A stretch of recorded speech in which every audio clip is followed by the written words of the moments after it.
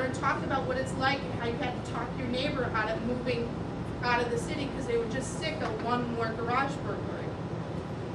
And when the judges stop and look at that information, that is powerful evidence of how one crime that on its own looks like one of 1,000 affects the health and safety of this city. And so by writing a letter or appearing in front of the court at that plea date, the community can have a powerful impact on what happens to somebody. Graveway Park is a neighborhood that's been doing it for a while. They've had a couple of times, and it actually worked out well. They were very suspicious of it, where the judge turned and said, look, young man, I'm going to give you a second chance, but guess who you're going to have to do community service with? And he turned to Graveway Park and said, okay, they're going to do community service with your neighborhood association.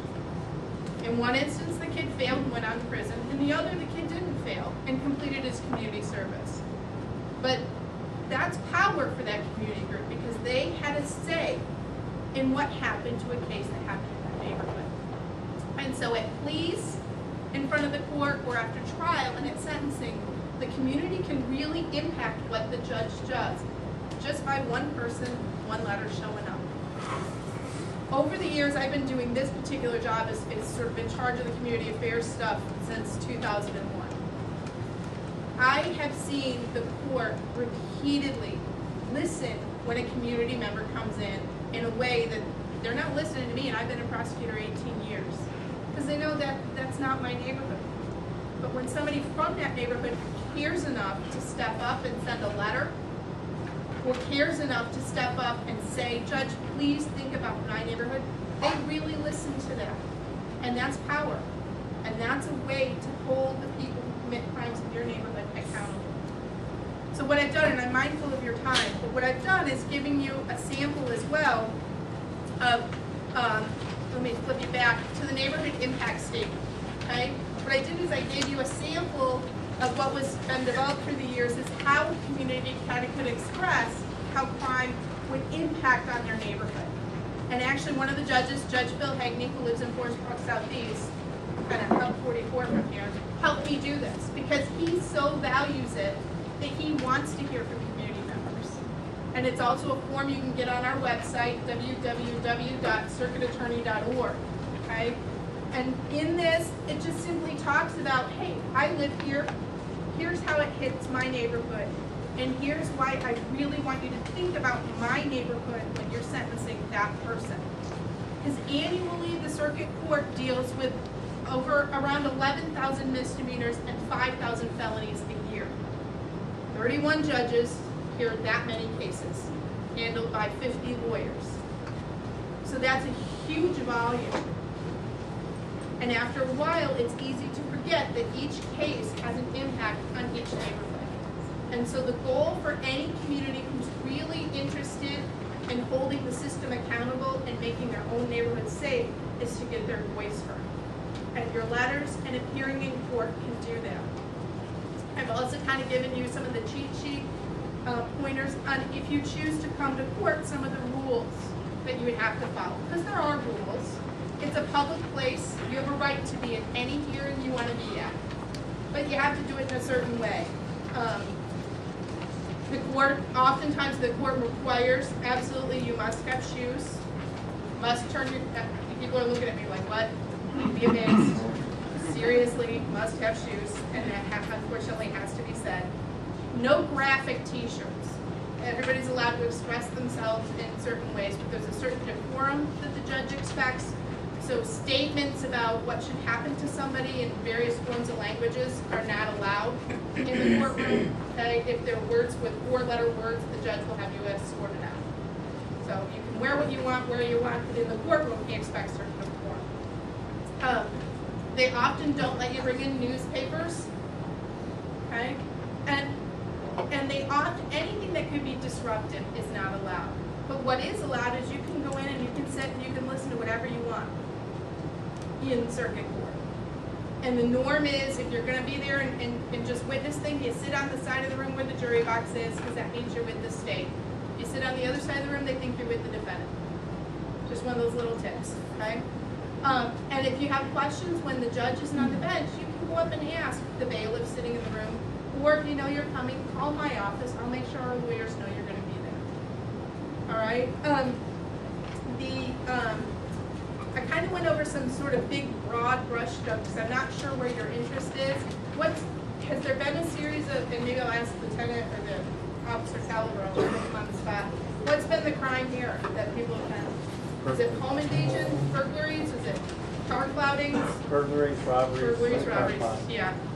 The property crimes, we have a particular property crime section.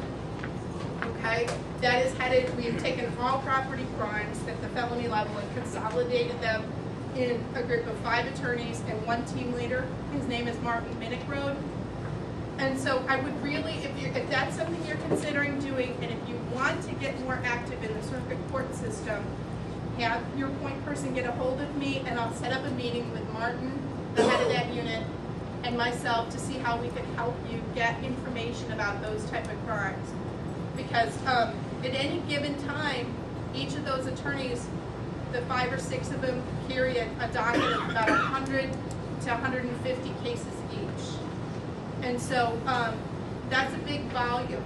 And helping people understand the impact of a particular case when you've got 100 of them is really important, not just for the court, but for the lawyers. You know, everybody is in our office because they really want to make the right choices and they really want to help people. And so understanding how one case that looks like the other 100 you have impacts on crime is really important for our lawyers because it helps them remember why they're doing that job. So I would encourage you to reach out to Martin. I would encourage you to call me. I could facilitate that meeting. I have a paralegal I can get to work with you to help you kind of sift through the initial planning stages, which is what we've done with, you know, Shaw and Lafayette Square and Broadway Park. Questions? Have I talked too fast? The court reporters always yell at me for talking too fast. Oh, well, thank you. Can you say that louder in case my boss is listening? We have it was big time problem. We talked to Jennifer and our neighbors attorney down the mountain. We got some game things. They decided to come back on Saturday. I don't know why they came back. I guess they came back from the loop or something, and they were arrested right there on the spot. And we see them drive away. But what happened? That's it. If you can get the names to either the officer or myself, we can look. Then if you know the arrest date, let's work with the officer to try to figure out who was arrested. Because if you know the date involved, there are ways to track that. And sometimes he can't tell you. His legal department has very specific rules about what they can say if a case is not pursued. And if they were living there under assumed names, which they were because they're gang members, how would we find out? Well, you talk to the officers involved because the thing is that the thing is about an arrest, you can give whatever name they want. And candidly, they give everybody else's name but their own when they're arrested. But the first time they're booked, they're given fingerprints. And every time thereafter, any time they're booked, they get fingerprints. So they can give whatever name they want. The officers find it out very quickly. And most of the time, they know that person's real name by the time he gets to our office. And so the goal is, if you see something you're interested in and you want to know what happened, you reach out to the district officers. Because if they can tell you, they will.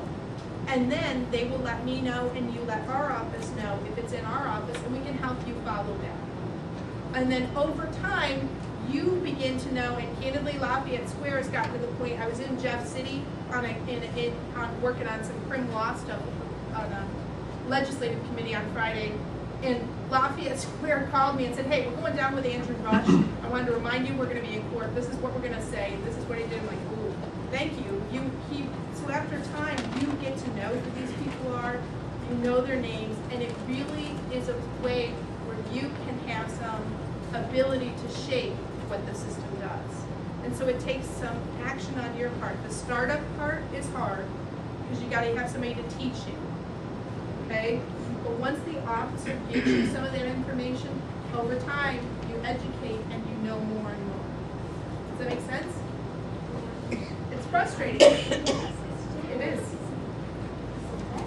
Now, yeah, they're gone, but I can see that sometimes it's still there. You don't get out.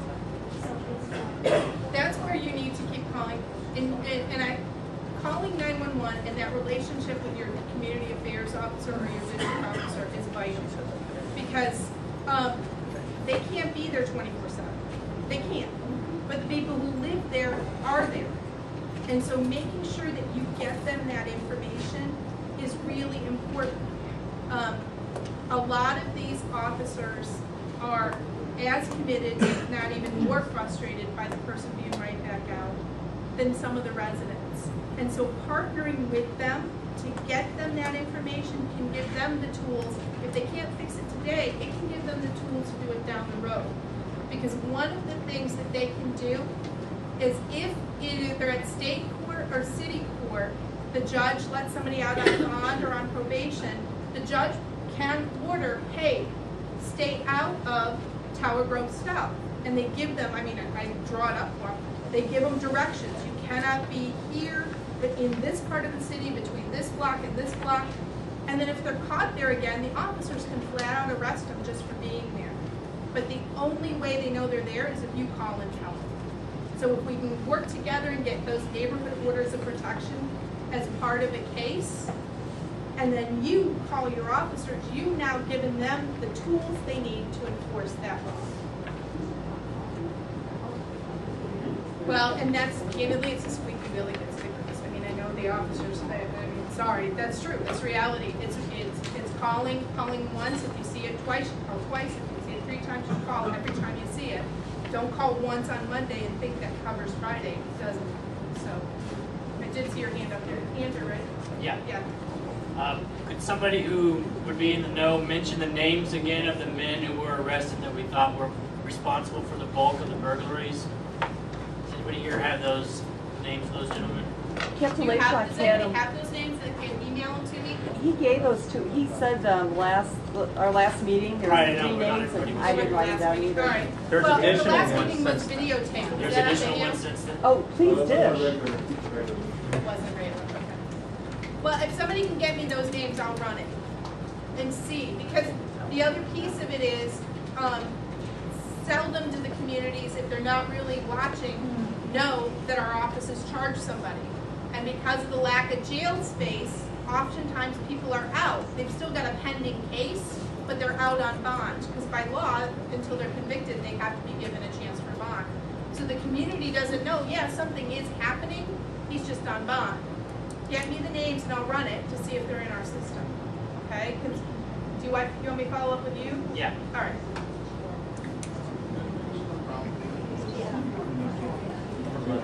Was it a bunch of burglaries? 5 or 6. Was he booked on all of them, or eBay? You don't know. Rachel, Joe would know. Yeah, see, Rachel, that's powerful evidence. Yes. Officer Calabro has the names. Okay, you want to give me the names? Sure. The first one is Maurice Cox. Can you speak up? I'm sorry. Maurice Cox was arrested on 15 felony charges, which included 7 burglaries in the Tower Grove South area. Was it charged? CaseNet showed the subject lived in the Shaw neighborhood. Hearing set for 9/15/2010. The cases that were cleared was 2703 Virginia and 3875 McDonald. He's being held on a $150,000 bond. See, CaseNet can list up to 7 charges. Do you know if there were more than 7 charges issued? There were 8 charges. Of these, 8 charges were issued, and the That warrants. means charged by our office. Right, correct. Only police officer Said prosecutors. they can COX? issue every other charge. Maurice Cox, yeah. Okay. Maurice Cox. That's one. Do you know who's the prosecutor listed? No, I didn't write that down Okay, as far as got it. prosecutor. The next one, John Harris and Maurice Thomas. John what? Gears? Harris, Harris, and Maurice Thomas.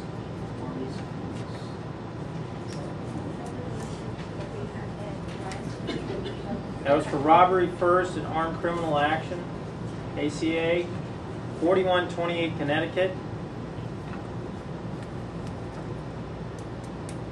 Next is Timothy Tullock, Tullock, arrested August 23rd for